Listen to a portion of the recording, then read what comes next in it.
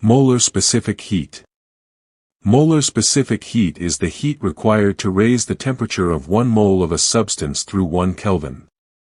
Avogadro's number is 6.02 times 10 to the power 23. Molar specific heat at constant volume.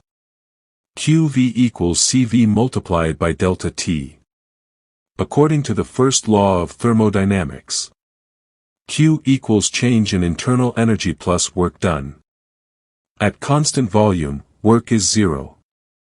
So, change in internal energy equals CV delta T. Molar specific heat at constant pressure. QP equals Cp multiplied by delta T. And by the first law of thermodynamics, QP equals change in internal energy plus work done. To prove, Cp minus Cv equals R.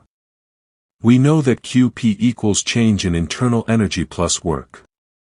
Substitute the formulas. QP equals Cp delta T. Change in internal energy equals Cv delta T.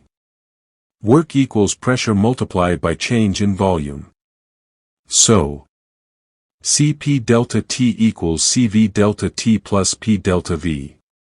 From the general gas equation, P delta V equals nR delta T.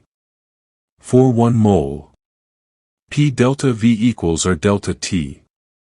Substituting this, we get Cp delta T minus Cv delta T equals R delta T. Cancelling delta T from all terms. Cp minus Cv equals R. Conclusion. Cp is greater than Cv.